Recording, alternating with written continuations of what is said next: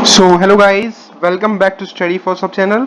दोस्तों, आज की इस वीडियो में हम पढ़ने वाले हैं प्रोजेक्ट मैनेजमेंट एंड एंटरप्रेन्योरशिप की यूनिट फर्स्ट को। तो ये वीडियो जो है इसके अंदर हम सारे के सारे क्वेश्चंस को कवर करेंगे जो यूनिट फर्स्ट से इंपॉर्टेंट है इस सब्जेक्ट के रिगार्डिंग। इसलिए वीडियो को एंड तक जरूर देखिएगा। और अगर आपने अभी तक हमारे चैनल को सब्सक्राइब नहीं किया है तो प्लीज सब्सक्राइब करिएगा, क्योंकि सब्सक्राइबर्स बहुत ज्यादा जरूरी हैं। चलिए शुरू करते हैं। सबसे पहला क्वेश्चन है कि एंटरप्रेन्योर क्या होता है।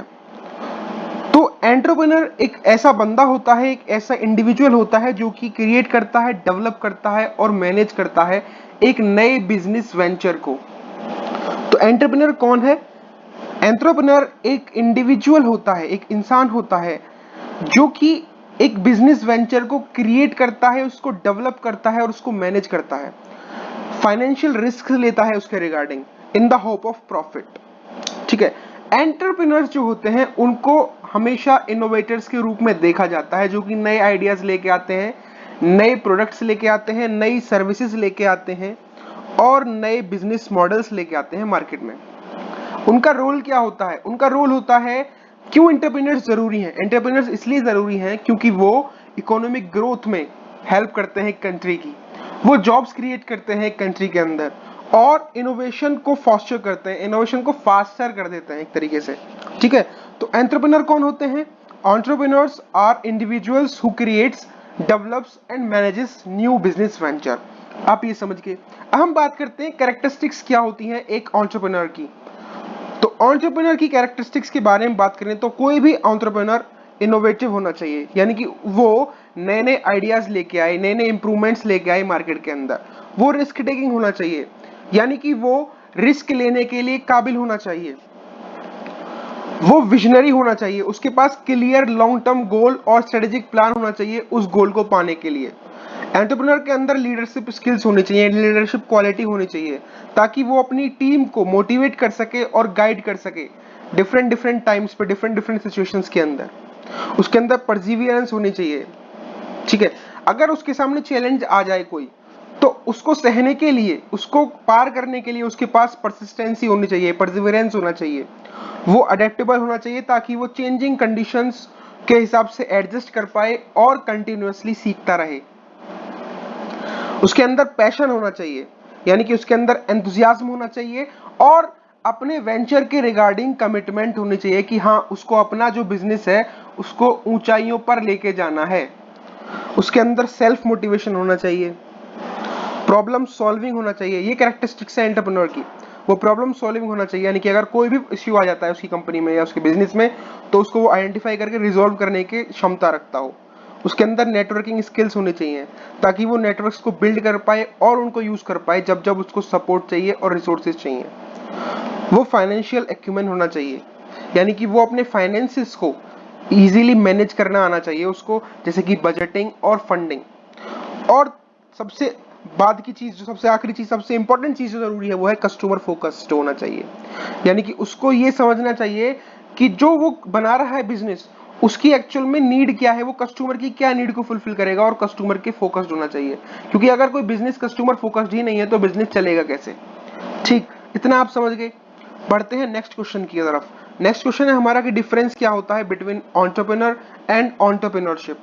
ये इंपॉर्टेंट है, इसको आप जरूर पढ़िएगा अच्छे से।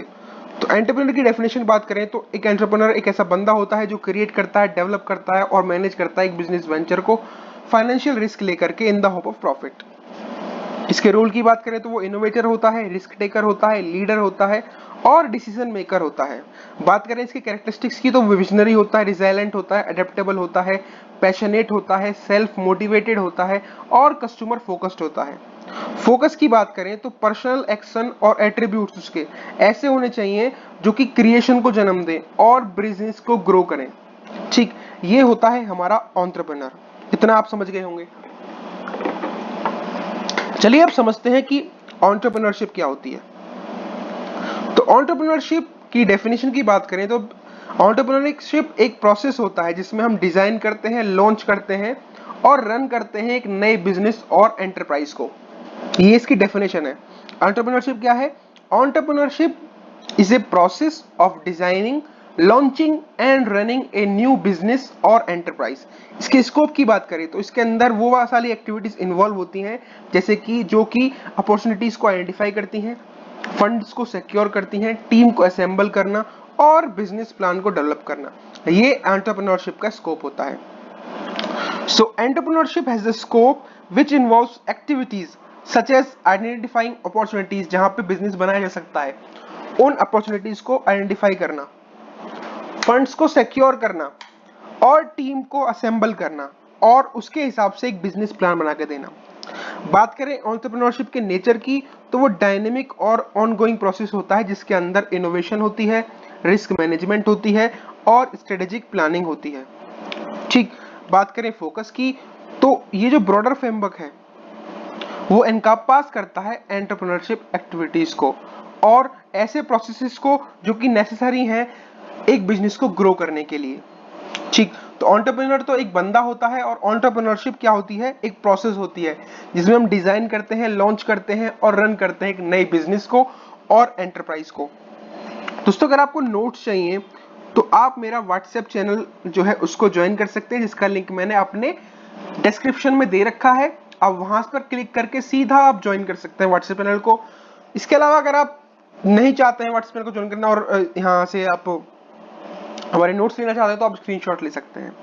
ठीक, तो इन समरी हम बात करेंगे कि एक एंटरप्रेन्योर पर्सन होता है जो कि एंटरप्रेन्योर जर्नी को अंडरटेक करता है, जबकि एंटरप्रेन्योरशिप एक प्रोसेस है और एक एक्टिविटी है जिसके अंदर इन्वॉल्वमेंट होता है क्रिएटिविटी का और मैनेजमेंट का एक बिजनेस के रिगार्डिंग। ठीक, चलिए बात करते हैं कैरेक्टरिस्टिक्स क्या होती हैं एंटरप्रेन्योरशिप की।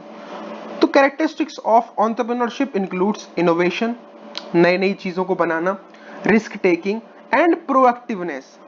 ठीक है, यानी कि वो प्रो होना चाहिए, मार्केट से आगे की सोच रखता हो, ऐसा बंदा एंटरप्रेन्योरशिप कर सकता है। विजन होना चाहिए और गोल ओरिएंटेड अप्रोच होनी चाहिए एंटरप्रेन्योरशिप के अंदर। रिसोर्स मैनेजमेंट आना चाहिए, डिफरेंट सिचुएशंस में एडेप्टेबिलिटी होनी चाहिए और फ्लेक्सिबल होना चाहिए। उसको अपॉर्चुनिटी रिकॉग्निशन आना चाहिए। ठीक है, कस्टमर फोकस्ड होना चाहिए, परसिस्टेंस और परसिवियरेंस होनी चाहिए, रिजिलियंस होनी चाहिए, नेटवर्किंग और रिलेशनशिप बिल्डिंग आनी चाहिए और ओरिएंटेशन भी उसको आनी चाहिए। ये कैरेक्टरिस्टिक्स होती हैं एंटरप्रेन्योरशिप की। बात करें फीचर्स ऑफ एंटरप्रेन्योरशिप की तो features of entrepreneurship includes innovation, risk taking, proactiveness, vision, goal setting, resource management, adaptability, opportunity recognition, customer focus, persistence, networking और लर्निंग ओरिएंटेशन। कैरेक्टरिस्टिक्स और फीचर्स एक ही चीज होती हैं तो आप घबराइएगा नहीं, मतलब आप दोनों में एक ही चीज देख सकते हैं कि इनोवेशन होनी चाहिए। पहली कैरेक्टरिस्टिक्स क्या है एंटरप्रेन्योरशिप की, innovation, customer focused, risk taking, vision होना चाहिए उसके अंदर, गोल ओरिएंटेड अप्रोच होनी चाहिए, रिसोर्स मैनेजमेंट होना चाहिए, अडेप्टेबल होना चाहिए और फ्लेक्सिबल होना चाहिए। तो ये आप लिख सकते हैं। चलिए बात करते हैं एक और इंपॉर्टेंट क्वेश्चन की, तो वो है कि फेजेस क्या क्या होते हैं एंटरप्रेन्योरशिप डेवलपमेंट के। पहला फेज होता है एक्सप्लोरेशन का, जिसमें हम पोटेंशियल बिजनेस आइडियाज और मार्केट अपॉर्चुनिटीज को डिस्कवर करते हैं।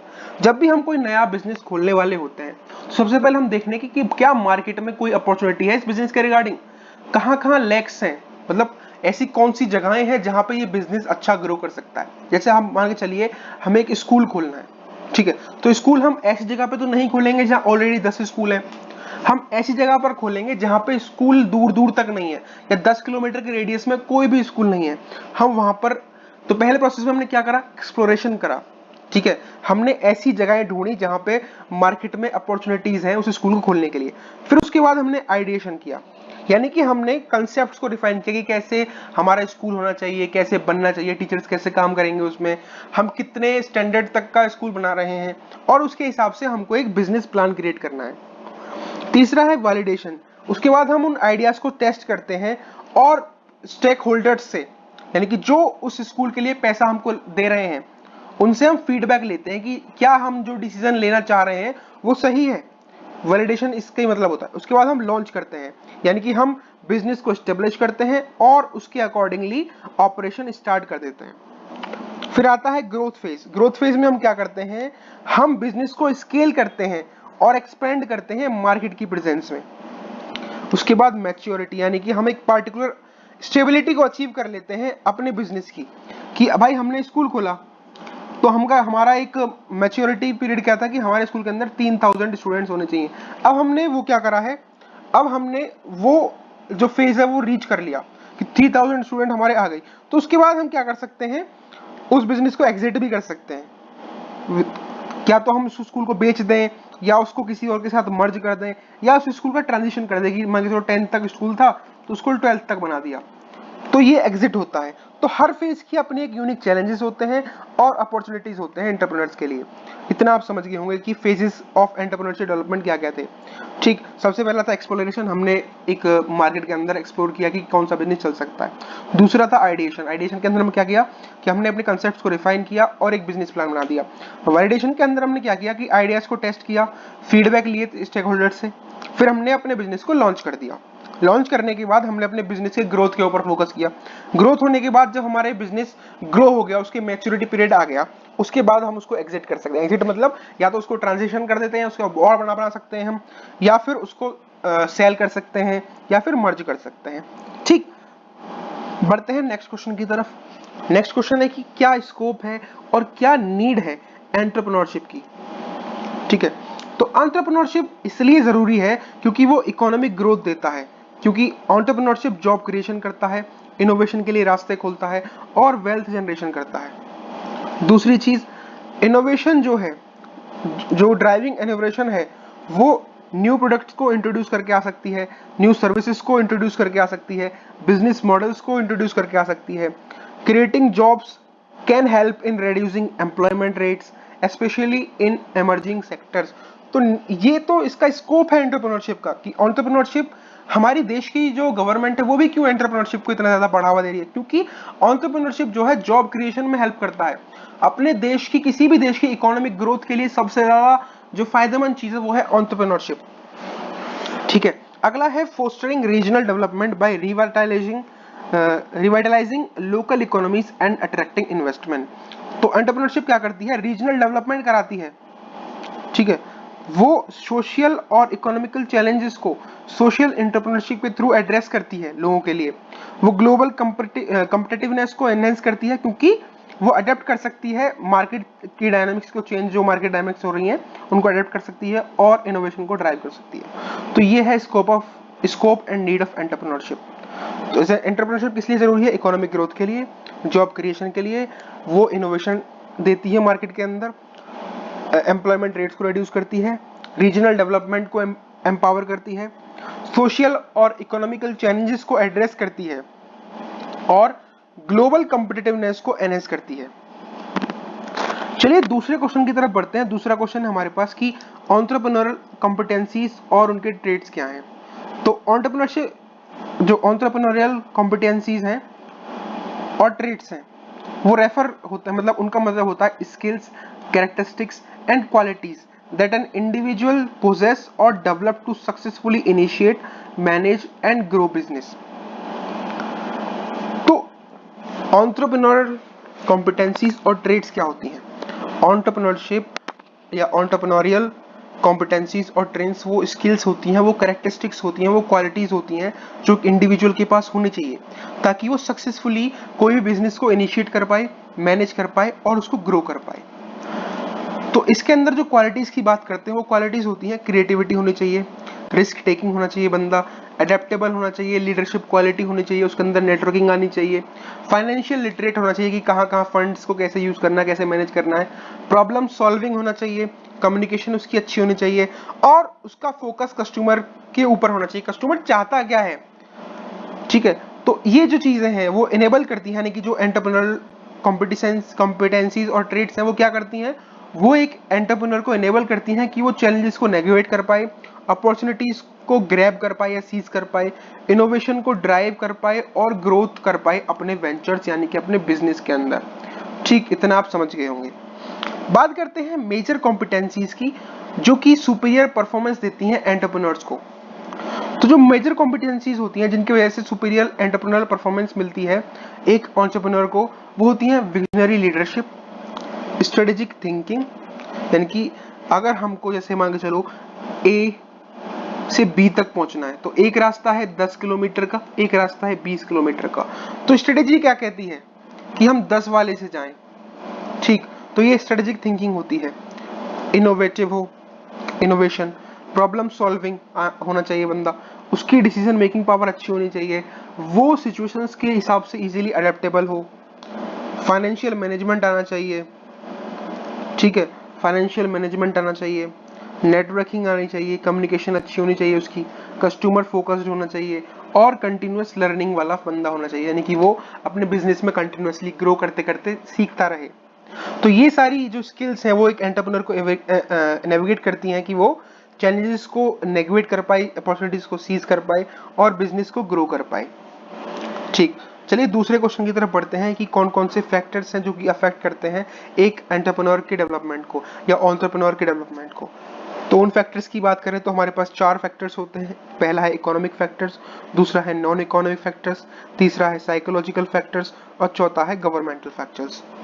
तो इन्हीं फैक्टर्स के बारे में हम बात करेंगे कि कौन कौन से फैक्टर्स क्या क्या चीज़ों को इनेबल करते हैं, यानी कि क्या क्या फैक्टर्स हैं जो अफेक्ट करते हैं एंटरप्रेन्योर की डेवलपमेंट को। इकोनॉमिक फैक्टर्स की बात करें तो एक्सेस टू कैपिटल, यानी कि एक्सेस टू मनी, कितना मनी है किसी बंदे के पास, कितना मनी है किसी एंटरप्रेन्योर के पास, तो वो उसके बिजनेस को अफेक्ट करता है। मार्केट की कंडीशंस भी उसको अफेक्ट करती हैं, इंफ्रास्ट्रक्चर उसको अफेक्ट करता है और टैक्सेशन पॉलिसीज भी इंपैक्ट करती हैं एंटरप्रेन्योरशिप को। ये तो हो गए economic factors. Non economic factors की बात करें तो एजुकेशन, कल्चर, सोशल नेटवर्क्स कैसे हैं, मेंटरशिप कैसी है, ये सारी की सारी चीजें एक एंटरप्रेन्योर के बिहेवियर को भी अफेक्ट करती हैं। जैसे कि अगर कोई 9th पास बंदा है, ठीक है, वो बिजनेस कर रहा है और जो बिजनेस है उसके अंदर समझ चाहिए किसी 12th पास बंदे की, तो वो उसके लिए चैलेंजिंग हो जाता है। सोशल नेटवर्क्स नहीं है किसी बिजनेसमैन के, तो वो अपने बिजनेस करने के लिए बहुत दिक्कत, उसको चैलेंजेस आ सकते हैं, क्योंकि सोशल नेटवर्क से क्या होता है कि उसको अच्छी अच्छी अपॉर्चुनिटीज मिल जाती हैं। फिर होते हैं साइकोलॉजिकल फैक्टर्स, जैसे कि वो रिस्क एपेटाइट कितनी है उसकी, कितने तक वो रिस्क ले सकता है, कितनी क्रिएटिविटी है उस बंदे के पास, रिजाइलेंस कितना है, डिटर्मिनेशन कितना है उस बंदे के पास। वो सब एंटरप्रेन्योरशिप की सक्सेस के लिए क्रूशियल जो चीजें हैं उनकी वजह से भी ये भी एक फैक्टर होता है। ये साइकोलॉजिकल फैक्टर्स होते हैं जो कि किसी के भी एंटरप्रेन्योर डेवलपमेंट में अफेक्ट कर सकते हैं। फिर आते हैं गवर्नमेंटल फैक्टर्स। गवर्नमेंटल फैक्टर जैसे कोई गवर्नमेंट की पॉलिसी कितना उस पार्टिकुलर सेक्टर के एंटरप्रेन्योर्स को सपोर्ट कर रही है, वो चीज हो गई। रेगुलेटरी एनवायरनमेंट, रिसोर्सेज से एक्सेस और पॉलिटिकल स्टेबिलिटी भी एंटरप्रेन्योर इकोसिस्टम या शेप देती है, ठीक है। तो ये सारे के सारे फैक्टर्स जो हैं वो वाइटल रोल प्ले करते हैं हिंडरिंग और फोस्टरिंग एंटरप्रेन्योर डेवलपमेंट के लिए, जिससे कि अल्टीमेटली इकोनॉमिक ग्रोथ इन्फ्लुएंस होती है और इनोवेशन इन्फ्लुएंस होती है। इतना आप समझ गए। अगर अभी तक आपने मेरे को चैनल को सब्सक्राइब नहीं किया है तो यार प्लीज चैनल को सब्सक्राइब करिए, क्योंकि सब्सक्राइबर्स बहुत जरूरी हैं। बढ़ते हैं नेक्स्ट क्वेश्चन की तरफ कि मोटिवेशन क्या होती है। What is motivation? तो मोटिवेशन एक इंटरनल ड्राइव होती है, डिजायर होती है या एक भूख होती है जो किसी भी बंदे को एनर्जाइज करती है ताकि वो डायरेक्टली बिहेवियर या डायरेक्ट एक्शन ले पाए अपने पार्टिकुलर गोल के ऊपर, ठीक है। तो मोटिवेशन क्या है? It is an internal drive और डिजायर दैट एनर्जाइजेस, जो उत्साह जोश भर देता है किसी के अंदर ताकि वो अपने जो गोल है, अपना जो लक्ष्य है उसको पाने के लिए दौड़ पड़े या निकल पड़े या उसका बिहेवियर चेंज हो जाए एकदम से। ये क्या करती है? ये किसी भी इंडिविजुअल को कंपेल करती है, उसको फोर्स करती है to take action, persistent in the face of challenge. यानी कि मोटिवेशन हेल्प करती है किसी भी इंसान को कि जब वो चैलेंजेस के अंदर हो, चैलेंजेस उसके सामने हो काफी सारे, तो वो कामली परसिस्टेंटली उनको फेस कर पाए और स्ट्राइव कर पाए सक्सेस के लिए। मोटिवेशन के फैक्टर्स के बारे में बात करें जो कि किसी भी एंटरप्रेन्योर को इंस्पायर करते हैं, तो उनके बारे में बात करें तो हमारे पास 8-10 हैं, जैसे कि पैशन और पर्पस। यानी कि passion, deep commitment to solve a problem और मेकिंग ए पॉजिटिव इम्पैक्ट। ये पहला मोटिवेशन फैक्टर होता है कि उस बंदे का पैशन क्या है और उसका पर्पस क्या है इस बिजनेस को करने के लिए, ठीक। दूसरी है ऑटोनॉमी और इंडिपेंडेंस, कि उसका डिजायर होना कि वो कितना कंट्रोल करेगा किसी भी काम को और कितना डिसीजन मेकिंग कर पाएगा। तीसरी है अचीवमेंट्स एंड रिकॉग्निशन, यानी कि pursuit of success and validation for efforts. फिर है growth and learning, opportunity for personal and professional development भी हेल्प करते हैं। ये मोटिवेशन फैक्टर्स होते हैं जो कि इंस्पायर करते हैं एंटरप्रेन्योर्स को। फाइनेंशियल रिवार्ड्स, यानी कि कोई भी इंसान है अगर एक रुपए से 3 रुपए कमाया था तो उसको मोटिवेशन आ जाती है कि भाई इसको फाइनेंशियल रिवार्ड मिल गया कि उसने 1 से 3 रुपए बना लिए, तो वो पोटेंशियल होता है प्रॉफिटेबिलिटी का और वेल्थ क्रिएशन का। Impact and legacy, desire to have leave a lasting imprint on society. Challenge and excitement, यानी कि thrill of overcoming obstacles and taking risks, ये भी इंस्पायर करता है एंटरप्रेन्योर्स को। अगला है इनोवेशन एंड एक्सपेरिमेंटेशन, यानी कि फ्रीडम हो नए नए आइडियाज को एक्सप्लोर करने का और इंडस्ट्रीज को डिस्टर्ब करने का। ये मोटिवेशन फैक्टर्स होते हैं जो कि इंस्पायर करते हैं एंटरप्रेन्योर्स को। जैसे कि पैशन हो, कोई भी एंटरप्रेन्योर के पास पैशन होता है कि वो इस फील्ड में बिजनेस करेगा और उस बिजनेस को करने के लिए उसके पास एक पर्टिकुलर पर्पस होता है, क्यों करेगा भाई। ठीक है, ये सारे फैक्टर्स हैं जो कि एंटरप्रेन्योर्स को इंस्पायर करते हैं।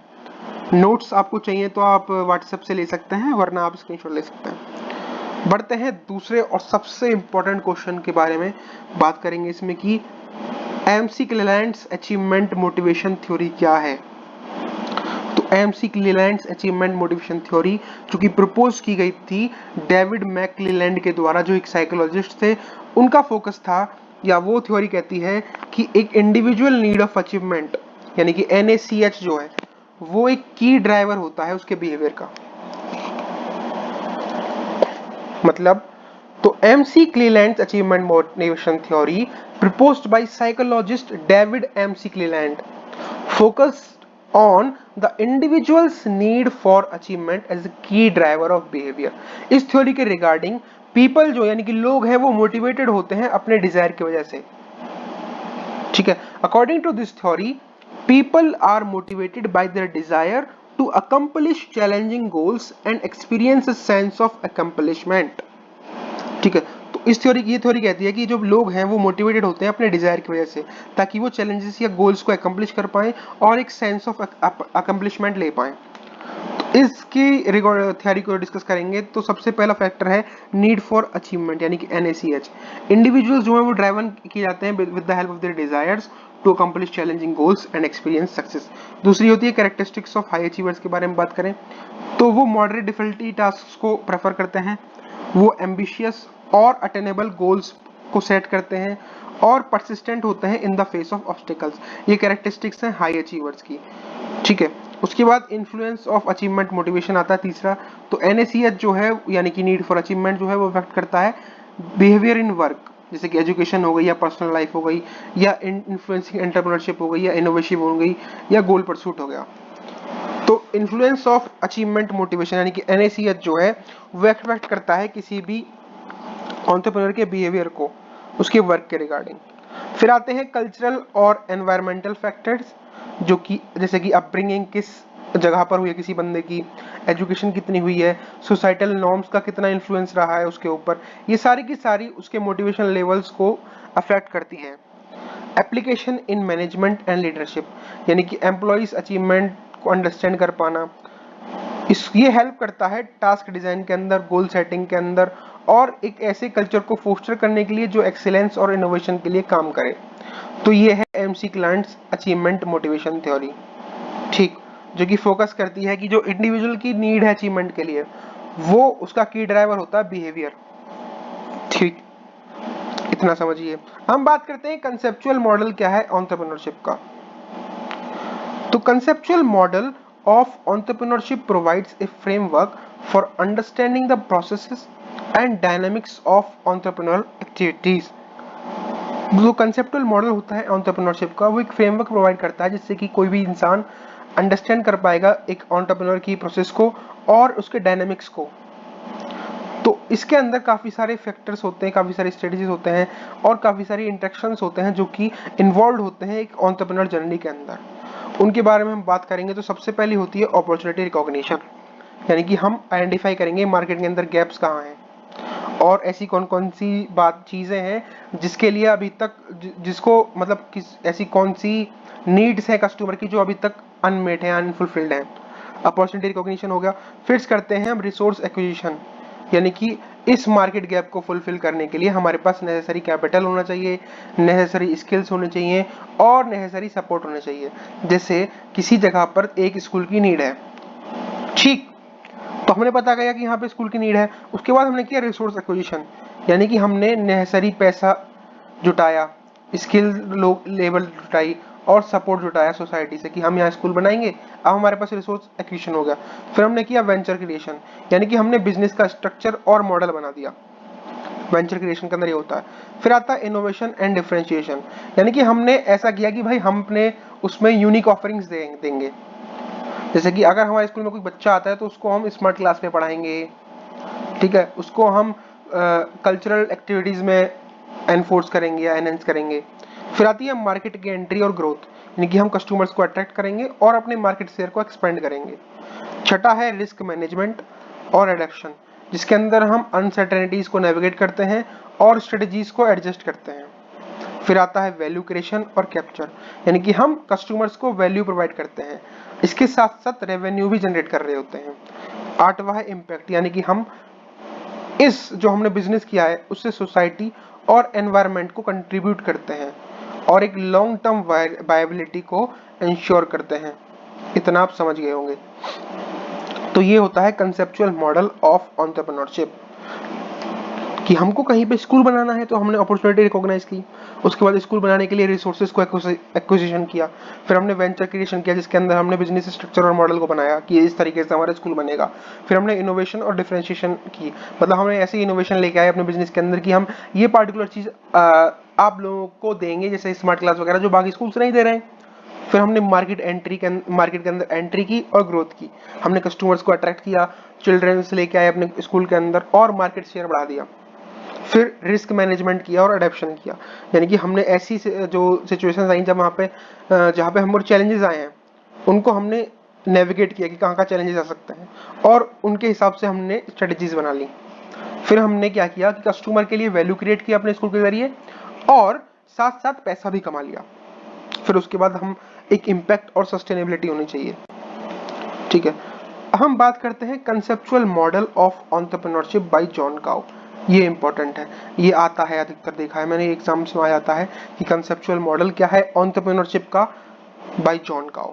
तो जॉन काउ ने एक कंसेप्चुअल मॉडल बनाया था एंटरप्रेन्योरशिप का, ठीक है, इन 1989। एंटरप्रेन्योरशिप क्रिएटिविटी एंड ऑर्गेनाइजेशन इन 1989। इस मॉडल के अंदर चार मेन एस्पेक्ट्स होते हैं। पहला है entrepreneur personality, entrepreneur task, entrepreneur का एनवायरनमेंट कैसा होना चाहिए और ऑर्गेनाइजेशन का कंटेक्स्ट कैसा होना चाहिए। पर्सनालिटी की बात करें तो ओवरऑल सक्सेस जो होती है किसी भी नए वेंचर की वो डिपेंड करती है एंटरप्रेन्योर की स्किल्स के ऊपर, उसकी क्वालिटीज के ऊपर, उसकी ट्रेड्स के ऊपर और उसके डिटर्मिनेशन के ऊपर। दूसरी चीज जो इम्पैक्ट डालती है वो है एंटरप्रेन्योर के टास्क के ऊपर, यानी कि ये रोल प्ले होते हैं, रोल होते हैं जो कि किसी कोई भी एंटरप्रेन्योर एक एंटरप्राइज के अंदर प्ले करता है। तो मेजर टास्क जो एक किसी भी एंटरप्रेन्योर का होता है वो होता है कि अपॉर्चुनिटीज को रिकॉग्नाइज करना और उनको एक्सप्लॉइट करना। तीसरा है एंटरप्रेन्योर एनवायरनमेंट, यानी कैसा एनवायरनमेंट होना चाहिए। तो इसमें एक ऐसा एनवायरनमेंट हो चाहिए जहाँ पे रिसोर्सेज की अवेलेबिलिटी हो, इंफ्रास्ट्रक्चर अच्छा हो, कॉम्पिटिटिव प्रेशर्स हो ताकि वो अपने बिजनेस के अंदर अच्छी तरीके से ग्रो कर पाए, नए नए इनोवेशन लेके आ पाए और सोशल वैल्यूज क्रिएट कर पाए और साथ के साथ रूल्स एंड रेगुलेशंस को भी फॉलो कर पाए। बात करें ऑर्गेनाइजेशनल कंटेस्ट की तो ये इमीडिएट सेटिंग होती है जिसके अंदर क्रिएटिव और एंटरप्रेन्योरियल वर्क जो होता है वो होता रहता है। It involves structure, rules, policies, culture, human resource system and communication system। ये ऑर्गेनाइजेशनल कंटेक्स्ट होता है जिसके अंदर हमने चार तरह हिस्सों में, जो जॉन काउ थे उन्होंने एंटरप्रेन्योरशिप को चार हिस्सों में बांटा कि एक एंटरप्रेन्योर की पर्सनैलिटी डिपेंड करती है एक एंटरप्रेन्योर जर्नी पे, उसके टास्क, उसके एनवायरनमेंट और ऑर्गेनाइजेशनल कंटेक्स्ट। तो according to Kao the most successful entrepreneur is one who adapts himself to the changing needs of the entire environment and makes it hospitable for growth of his business enterprise। तो cow कहते हैं, यानी कि John cow जो थे वो कहते हैं कि एक कोई भी जो सबसे ज्यादा सक्सेसफुल एंटरप्रेन्योर होगा वो बंदा होगा जिसके पास स्किल होगी कि वो इजीली चैलेंजिंग नीड्स के हिसाब से अडेप्ट कर पाए एनवायरनमेंट में और उसको हॉस्पिटल यानी कि रहने लायक या ग्रो करने लायक बना सके अपनी ऑर्गेनाइजेशन या एंटरप्राइज के लिए, ठीक है। ये है कंसेप्चुअल मॉडल ऑफ एंटरप्रेन्योरशिप का डायग्राम, इसे आप जरूर बना के आइएगा, आपकी अच्छे मार्क्स आएंगे, ठीक। इतना आप समझ गए होंगे।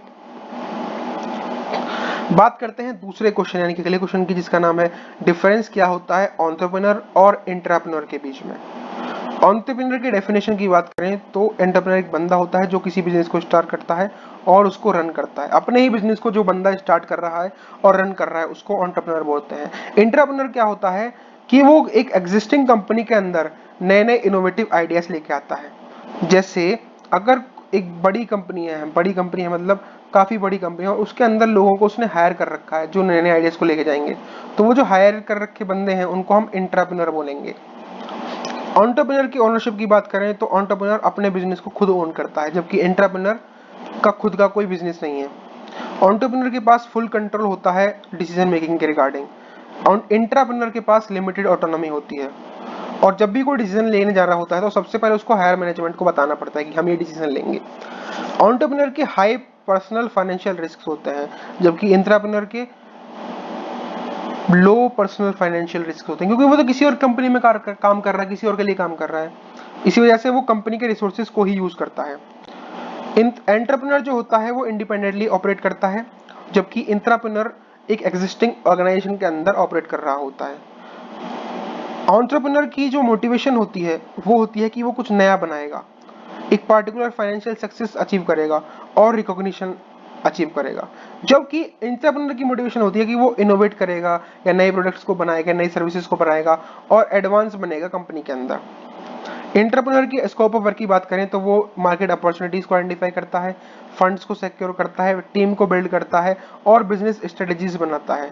वहीं इंट्राप्रेन्योर की बात करें तो वो इनोवेशन लेके आता है, प्रोसेसेस को इंप्रूव कर रहा है, एक नई बिजनेस यूनिट को लगाने की बात करता है with in the company. Entrepreneur अपने खुद के रिसोर्सेज को सिक्योर करता है, जबकि इंट्राप्रेन्योर एक कंपनी के रिसोर्सेज को यूटिलाइज करता है और उसके इंफ्रास्ट्रक्चर को यूटिलाइज करता है कंपनी की ग्रोथ के लिए। बात करें क्लासिफिकेशन ऑफ एंटरप्रेन्योर्स की, तो इकोनॉमिक डेवलपमेंट के हिसाब से हमने 3 पार्ट्स में क्लासिफाई कर रखा है एंटरप्रेन्योर्स को। पहला है डेवलप्ड इकोनॉमिक एंटरप्रेन्योर्स, दूसरे हैं डेवलपिंग इकोनॉमिक एंटरप्रेन्योर्स और एक है अंडर डेवलप्ड इकोनॉमी एंटरप्रेन्योर्स। तो क्लासिफिकेशन ऑफ एंटरप्रेन्योर्स हमने कई तरीके से कर रखा है। पहला है बेस्ड ऑन इकोनॉमिक डेवलपमेंट, जिसमें 3 चीज आती हैं। एक ऐसे जो कि डेवलप्ड इकोनॉमी एंटरप्रेन्योर्स हैं, यानी कि उनकी इकोनॉमी जो है वो एडवांस्ड है, वो फोकस करेंगे इनोवेशन पे और हाई ग्रोथ सेक्टर्स पे। एक होता है डेवलपिंग इकोनॉमी, डेवलप्ड तो मतलब ऑलरेडी डेवलप हो चुका है, डेवलपिंग होती है जो मतलब एक पर्टिकुलर गोल को रीच करना चाह रहे हैं, जो कि ऑपरेट करते हैं इमर्जिंग मार्केट के हिसाब से और नई नई अपॉर्चुनिटीज को टैप करते हैं और लोकल नीड्स को फुलफिल करते हैं। अंडर डेवलप्ड जो कि मतलब अभी स्टार्ट ही करा है उसने, वो करता है ऑपरेट रीजन्स पे, लिमिटेड इकोनॉमिक डेवलपमेंट पे, उसका फोकस होता है बेसिक नीड्स और एसेंशियल सर्विसेज को पूरा करना। फिर होता है based on the type of business, तो पहले हैं एग्रीकल्चरल एंटरप्रेन्योर्स जो कि फोकस करते हैं फार्मिंग और एग्रीकल्चर बिजनेस पे, वो इनोवेशन लाते हैं क्रॉप प्रोडक्शन और सस्टेनेबल फार्मिंग के अंदर। दूसरे होते हैं मैन्युफैक्चरिंग एंटरप्रेन्योर्स जो कि एंगेजमेंट होती है जिनकी नए नए गुड्स को प्रोडक्ट करने में, प्रोडक्शन की एफिशिएंसी बढ़ाने में और सप्लाई चेन मैनेजमेंट के अंदर। तीसरे हैं सर्विस एंटरप्रेन्योर्स, इसी के अंदर यानी कि बिजनेस के बेसिस पे तीसरे टाइप के होते हैं सर्विस एंटरप्रेन्योर्स जो कि प्रोवाइड करते हैं इंटेंजिबल प्रोडक्ट्स और सर्विसेज को। वो ऑपरेट करते हैं हेल्थ केयर में, सर्विस के हिसाब से जो एंटरप्रेन्योर होते हैं एजुकेशन सर्विस प्रोवाइड कर रहे हैं या फाइनेंस सर्विस प्रोवाइड कर रहे हैं या हॉस्पिटैलिटी सर्विस प्रोवाइड कर रहे हैं। फिर आते हैं रिटेल एंटरप्रेन्योर्स जो कि डायरेक्टली कोई भी सामान को कंज्यूमर्स तक बेच सकते हैं, जैसे कि वो फिजिकल स्टोर्स को ऑपरेट करते हैं, ऑनलाइन प्लेटफॉर्म्स को ऑपरेट करते हैं या बोथ या दोनों चीजों को ऑपरेट कर रहे होते हैं। तो ये है based on the type of business, 4 types के एंटरप्रेन्योर्स। अब हम बात करें based on the type of technology used, तो उसके हिसाब से भी हमारे पास 5 टाइप के एंटरप्रेन्योर्स होते हैं। एक होते हैं हाई टेक एंटरप्रेन्योर्स, एक होते हैं लो टेक, एक होते हैं मीडियम टेक, एक होते हैं ग्रीन टेक और एक होते हैं फिनटेक। हाई टेक वो होते हैं जो यूटिलाइज करते हैं कटिंग एज टेक्नोलॉजी को, वो ऑपरेट करते हैं आईटी सेक्टर में, बायोटेक सेक्टर में और एडवांस्ड मैन्युफैक्चरिंग होती है इनके पास। लो टेक एंटरप्रेन्योर जो होते हैं वो मिनिमल एडवांस टेक्नोलॉजी का यूज करते हैं, वो फोकस करते हैं ट्रेडिशनल इंडस्ट्रीज पे और मैनुअल प्रोसेस को तवज्जो देते हैं। मीडियम टेक एंटरप्रेन्योर्स की बात करें तो वो इनकॉर्पोरेट करते हैं मॉडरेट लेवल ऑफ टेक्नोलॉजी, यानी कि टेक्नोलॉजी का यूज बहुत मॉडरेट लेवल पे हो रहा होगा। वो बैलेंस करते हैं ट्रेडिशनल मेथड्स को और मॉडर्न इनोवेशन को। ग्रीन टेक एंटरप्रेन्योर्स की बात करें तो वो ऐसी टेक्नोलॉजीज का यूज कर रहे होते हैं जो एनवायरमेंटली सस्टेनेबल हों। वो इनोवेशन लाते हैं रिन्यूएबल एनर्जी के अंदर, वेस्ट मैनेजमेंट के अंदर और सस्टेनेबल एग्रीकल्चर के अंदर। बात करें फिनटेक एंड एंटरप्रेन्योर्स की, तो वो इनोवेशन करते हैं फाइनेंशियल सेक्टर के अंदर with the help of technology. वो नए नए सॉल्यूशंस लेके आते हैं बैंकिंग के लिए, पेमेंट्स के लिए और फाइनेंशियल मैनेजमेंट के लिए। ये टाइप ऑफ टेक्नोलॉजी के हिसाब से हमने क्लासिफाई कर दिया एंटरप्रेन्योर्स को। अगला है बेस्ड ऑन बिजनेस अप्रोच। तो बिजनेस अप्रोच के हिसाब से भी हमने 4 टाइप्स में क्लासिफाई किया है, innovative, imitative, Fabian and road. Innovative वो होते हैं जो नए नए आइडियाज को क्रिएट करते हैं, जैसे कि स्टीव जॉब्स। इमिटेटिव वो होते हैं जो कि इंप्रूव करते हैं एग्जिस्टिंग आइडियाज को, जैसे कि फ्रेंचाइजीज के ओनर्स। फैबियन वो होते हैं जो कि कॉशियस होते हैं अबाउट चेंज, यानी कि ट्रेडिशनल फैमिली बिजनेसेस जो करते आ रहे हैं, जैसे दूध की डेयरी लगाते हुए आ रहे हैं लोग, काफी सारे ट्रेडिशन, काफी सारे टाइम से, तो उनको नई नई इनोवेशन से ज्यादा मतलब नहीं होता है। एक होते हैं ड्रोन, जो कि स्टिक रहते हैं ट्रेडिशनल मेथड्स के हिसाब से, ठीक है, यानी कि उनको अपने बिजनेस के अंदर कोई भी टेक्नोलॉजिकल या डिजिटल ट्रांसफॉर्मेशन चाहिए ही नहीं। एक होते हैं, अगला टाइप है based on the nature of venture. Venture के नेचर के हिसाब से भी हम 4 टाइप्स में अपने बिजनेस को क्लासिफाई कर सकते हैं। पहला होता है स्मॉल बिजनेस, दूसरा होता है स्केलेबल स्टार्टअप, तीसरा होता है लार्ज कंपनी और चौथा होता है सोशल। तो स्मॉल बिजनेस जो होता है वो लोकल मार्केट्स को सर्व करता है, जैसे कि लोकल रिटेल स्टोर्स हो गए। फिर बात करें स्केलेबल स्टार्टअप्स की, तो वो रैपिड ग्रोथ को सीख करते हैं, जैसे कि टेक स्टार्टअप्स। लार्ज कंपनी वो इनोवेशन लाती हैं कॉर्पोरेशन के अंदर, जैसे कि गूगल, एंटरप्रेन्योर्स हो गए। और सोशल की बात करें, वो सोशल वैल्यू के ऊपर काम करते हैं, जैसे कि TOMS शोज। बात करें मोटिवेशन के बेसिस पे, तो मोटिवेशन के बेसिस पे हमारे पास 3 टाइप्स हमने क्लासिफाई किया है, लाइफस्टाइल, सीरियल और नेसेसिटी। लाइफस्टाइल मतलब कि हम एक डिजायर्ड लाइफस्टाइल को अचीव करना चाहते हैं, इसीलिए हम कोई बिजनेस कर रहे हैं, जैसे कि ट्रैवल ब्लॉगर्स। सीरियल वो होते हैं जो कि मल्टीपल वेंचर्स को स्टार्ट करना चाहते हैं, जैसे कि एंटरप्रेन्योर्स इन वेरियस इंडस्ट्रीज। एक होता है नेसेसिटी के लिए, यानी कि वो due to the lack of options start करते हैं कोई भी जर्नी को। तो मेरी जो अगर हम बात करें तो वो है नेसेसिटी, जैसे कि entrepreneurs in developing economies. Industry के बेसिस पे हम बात करें तो हम 3 टाइप्स में क्लासिफाई करते हैं, टेक, रिटेल और मैन्युफैक्चरिंग। टेक की बात करें तो वो टेक्नोलॉजी के ऊपर फोकस करता है, जैसे कि बिल गेट्स। रिटेल होता है जो कि डायरेक्टली सेल करता है कोई भी प्रोडक्ट को कस्टमर के लिए, जैसे कि जेफ बेजोस। मैन्युफैक्चरिंग मतलब वो गुड्स को प्रोड्यूस करता है, जैसे कि हेनरी फोर्ड। ये इसका एग्जांपल है, ठीक है। तो इतना आप समझ गए होंगे कि किस तरीके से हम क्लासिफाई कर सकते हैं एंटरप्रेन्योर्स की। तो आप कोई भी 4 लिख के आ जाना, आपके अच्छे मार्क्स आ जाएंगे। अगला क्वेश्चन है कि एंटरप्रेन्योरशिप डेवलपमेंट प्रोग्राम्स क्या होते हैं। तो एंटरप्रेन्योरशिप डेवलपमेंट प्रोग्राम्स इनिशिएटिव्स होते हैं जो कि डिजाइन करते हैं या फोस्टर करते हैं एंटरप्रेन्योरशिप सपोर्ट को। तो entrepreneur development programmes are initiatives design, जो कि डिजाइन किए हुए होते हैं ताकि फोस्टर कर पाए और सपोर्ट कर पाए एंटरप्रेन्योरशिप को, बाय प्रोवाइडिंग और expiring existing entrepreneurs with the necessary skills, knowledge, resources and networks to start, manage and grow successful business। तो entrepreneurship या entrepreneurial development programs वो इनिशिएटिव्स होते हैं जो कि इस तरीके से डिजाइन किए जाते हैं ताकि कोई भी जो एंटरप्रेन्योर है उसको नेसेसरी स्किल्स दिए प्रोवाइड किया जा सके, उसको नेसेसरी नॉलेज मिल सके, उसको नेसेसरी रिसोर्सेज मिल पाए, उसको एक पर्टिकुलर नेटवर्क मिल पाए ताकि वो अपने बिजनेस को स्टार्ट कर सके, अपने बिजनेस को मैनेज कर पाए और सक्सेसफुल बिजनेस ग्रो कर पाए। तो ये जो प्रोग्राम्स हैं वो काफी सारी फॉर्म्स के अंदर आ सकते हैं, जैसे कि वर्कशॉप्स के थ्रू हमको मिल जाए, ट्रेनिंग सेशंस के थ्रू हमको एंटरप्रेन्योरशिप डेवलपमेंट प्रोग्राम्स मिल सकते हैं, या मेंटरशिप प्रोग्राम्स के थ्रू, इंक्यूबेटर्स के थ्रू, एक्सेलरेटर्स के थ्रू और फंडिंग अपॉर्चुनिटीज में एक्सेस के थ्रू भी हमको एंटरप्रेन्योरशिप डेवलपमेंट प्रोग्राम्स मिल सकते हैं। इसके ऑब्जेक्टिव्स की बात करें तो इनका ऑब्जेक्टिव होता है कि एंटरप्रेन्योरशिप डेवलपमेंट प्रोग्राम्स एम करते हैं ऐसे इंडिविजुअल्स को लेना जिनके अंदर एसेंशियल स्किल्स हों, जो नेटवर्किंग फैसिलिटेट कर पाएं, जिनके पास फाइनेंस के लिए एक्सेस हो, इंक्यूबेशन सपोर्ट जिसको दे पाएं, मेंटरशिप ऑफर करना, मार्केट आइडियाज को वैलिडेट करना, कल्टीवेट करना एक एंटरप्रेन्योर के माइंडसेट को और जॉब क्रिएशन के लिए कंट्रीब्यूट करना ताकि इकोनॉमिक ग्रोथ हो पाए, इनोवेशन हो पाए और कॉम्पिटिटिवनेस हो पाए। ये ऑब्जेक्टिव होता है एंटरप्रेन्योरशिप डेवलपमेंट प्रोग्राम्स का। बात करें different phases of entrepreneurship development programmes की, तो एंटरप्रेन्योरशिप डेवलपमेंट प्रोग्राम जो होते हैं वो काफी सारे फेजेस के थ्रू होके गुजरते हैं टू गाइड पार्टिसिपेंट्स। जो उसको पार्टिसिपेट कर रहे हैं प्रोग्राम को, उसके अंदर जो एंटरप्रेन्योरशिप डेवलपमेंट प्रोग्राम्स हैं वो टिपिकली एनकम्पास करते हैं काफी सारे फेजेस को to guide participants through the process of ideation to business establishment and growth. इन फेजेस की बात करें तो सबसे पहला फेज होता है अवेयरनेस फेज, जिसके अंदर हम किसी भी इंडिविजुअल जो कि वो प्रोग्राम ले रहा है उसके अंदर कंसेप्ट ऑफ एंटरप्रेन्योरशिप इंट्रोड्यूस करते हैं, उसके बेनिफिट्स के बारे में बताते हैं, उससे रिगार्डिंग चैलेंजेस जो हैं उनको बताते हैं।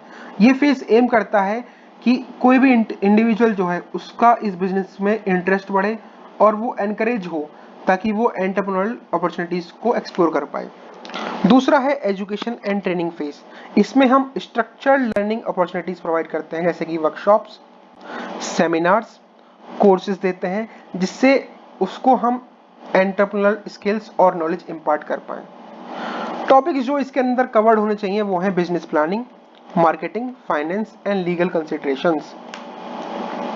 तीसरा फेज होता है मेंटरशिप और गाइडेंस फेज, जिसमें हम पार्टिसिपेंट्स को पेयर करते हैं विद एक्सपीरियंस्ड मेंटर्स, जो कि उसको पर्सनलाइज्ड एडवाइस देते हैं, उसके फीडबैक लेते हैं और सपोर्ट करते हैं। मेंटर्स जो हैं वो अपने जो बिजनेस उन्होंने की है उसके हिसाब से क्या करते हैं, उनको बताते हैं कि किस तरीके के चैलेंजेस आएंगे और उनको कैसे इन्फॉर्म डिसीजन लेने चाहिए।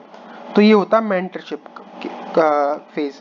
फिर आता है आइडिया वैलिडेशन फेज, यानी कि जो हमारे पार्टिसिपेंट्स हैं उनके आइडियाज को हम वैलिडेट करते हैं through market research, feasibility studies and prototype testing. ये है फेज जो है वो हेल्प करता है एंटरप्रेन्योर्स को ताकि वो उनको एक्सेस मिल पाए, वायबिलिटी और पोटेंशियल मिल पाए अपने कंसेप्ट के regarding before committing significant resources. फिर होता है बिजनेस इंक्यूबेशन फेज। तो बिजनेस इंक्यूबेशन फेज के अंदर हम क्या करते हैं, we provide support structures and resources such as coworking spaces, access to mentors, networking opportunities, and shared services to help startups establish and grow their businesses during the early stage. Business incubation phase में हम क्या करते हैं, हम support structure provide कर देते हैं उस बंदे के लिए जो अपना स्टार्टअप चलाना चाहता है। ठीक, छठा फेज होता है जिसमें हम फाइनेंसेस को देखते हैं, यानी कि एक्सेस दे देते हैं फाइनेंसेस के लिए। तो भी इनके अंदर हम असिस्ट करते हैं एंटरप्रेन्योर्स को in accessing funding options such as grants, loans, venture capital और angel investors to finance their business venture। तो हम उनको बताते हैं कि किस तरीके से वो एंजल इन्वेस्टर से पैसा उठा सकते हैं, कैसे वेंचर कैपिटल उठा सकते हैं, लोन को ले सकते हैं। तो इस फेज के अंदर हम गाइड करते हैं पार्टिसिपेंट्स को through the process of preparing investment pitches and connecting them with potential investors और फंडिंग सोर्सेज। सातवां होता है स्केलिंग फेज और ग्रोथ फेज, जिसके अंदर हम सपोर्ट करते हैं किसी भी एस्टेब्लिश बिजनेसमैन को कि वो अपने ऑपरेशंस को स्केल कर पाए, नए नए मार्केट्स में एंटर कर पाए और सस्टेनेबल ग्रोथ को अचीव कर पाए। इस फेज के अंदर हम एडवांस ट्रेनिंग देते हैं, स्ट्रेटेजिक प्लानिंग करवाते हैं और एक्सेस देते हैं स्पेशलाइज्ड रिसोर्सेज के रिगार्डिंग, जैसे कि नेटवर्क अपॉर्चुनिटीज प्रोवाइड करना with industry experts and potential partners. तो ये बेसिकली हमारे डिफरेंट एंटरप्रेन्योरशिप डेवलपमेंट फेजेस होते हैं या प्रोग्राम्स होते हैं। उसके जो फेजेस की बात करें हम, ठीक, पहला है अवेयरनेस क्रिएट करना, दूसरा एजुकेशन और ट्रेनिंग देना उसके रिगार्डिंग, मेंटर करना और गाइडेंस देना। फिर होता है आइडिया वैलिडेशन फेज की उसके आइडियाज को हम वैलिडेट करेंगे with the help of market research, feasibility studies, business incubation period जिसमें हम उसके बिजनेस को स्टार्ट करने के लिए हेल्प करेंगे। फिर होता है फाइनेंस फेज, इसके अंदर अगर बिजनेस ग्रो कर चुका है तो वो कैसे फाइनेंसेस ले सकता है मार्केट के एंजल इन्वेस्टर्स से, और उसके बाद कैसे उसको स्केल करेगा और ग्रोथ करेगा। ठीक, बात करते हैं different types of EDP programmes launched by Indian government. Entrepreneurship development programmes कितने टाइप के इंडियन गवर्नमेंट ने लॉन्च कर दिए हैं, तो इंडियन गवर्नमेंट जो है उसने काफी सारे एंटरप्रेन्योरशिप डेवलपमेंट प्रोग्राम्स को लॉन्च किया है ताकि भारत के अंदर एंटरप्रेन्योरशिप का कल्चर डेवलप हो सके और उनको सपोर्ट मिल पाए in the growth of their startup and small business. तो कुछ ऐसे प्रोग्राम्स के बारे में हम बात करेंगे जैसे कि स्टार्टअप इंडिया। स्टार्टअप इंडिया 2016 के अंदर लॉन्च हुआ था। स्टार्टअप इंडिया एक ऐसा प्रोग्राम है जो इनिशिएट करता है और प्रमोट करता है स्टार्टअप्स को अक्रॉस द कंट्री। वो काफी सारे इंसेंटिव्स देता है, जैसे कि टैक्स बेनिफिट्स हो गए, फंडिंग सपोर्ट हो गई, सिंप्लीफिकेशन ऑफ रेगुलेटरी प्रोसेसेस हो गए, और फैसिलिटेट करता है growth of startups. Startup India पहला प्रोग्राम हो गया। दूसरा है स्टैंड अप इंडिया।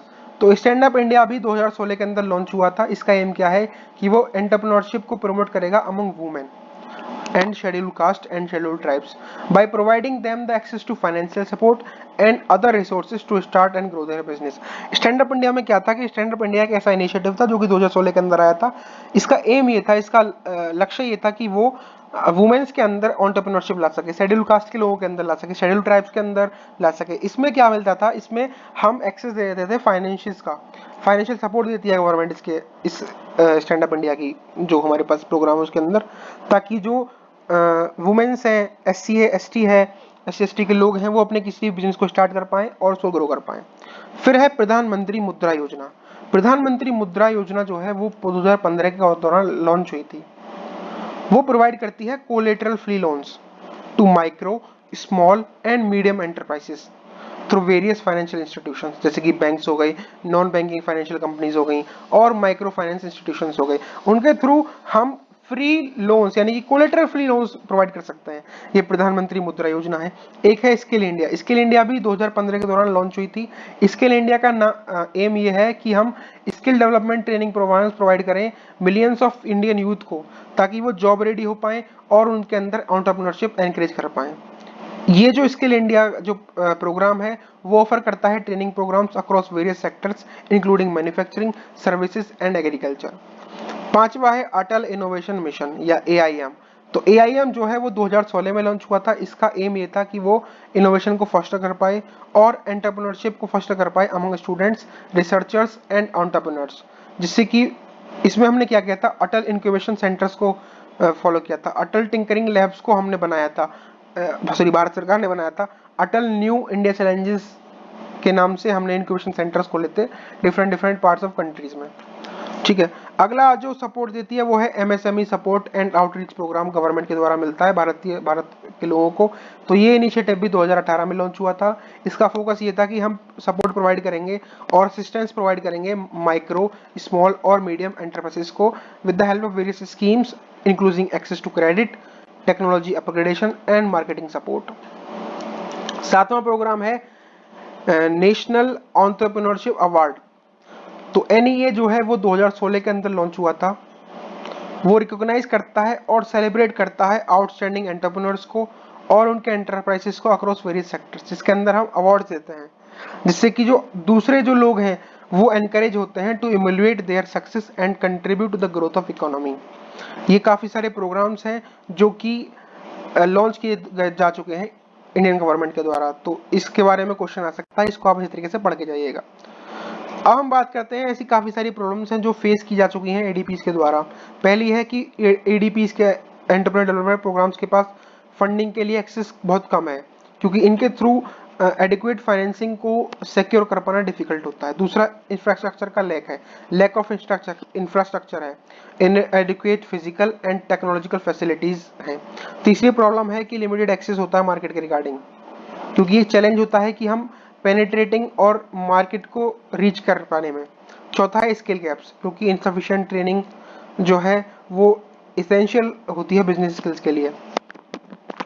ट्रेनिंग तो इसेंशियल है लेकिन वो इनसफिशिएंट है, इसके लिए स्किल गैप्स एक प्रॉब्लम है।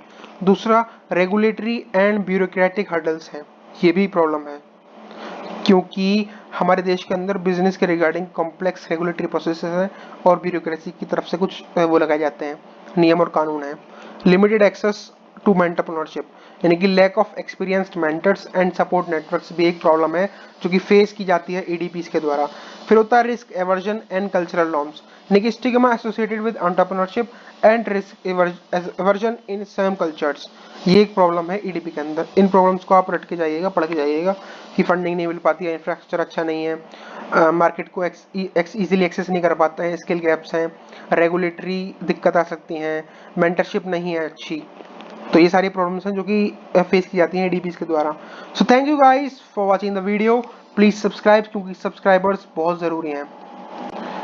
And guys please subscribe channel क्योंकि सब्सक्राइबर बहुत जरूरी है, जैसे कि आप जानते हैं। And best of luck guys for your exams. Thank you. जय हिंद, जय भारत।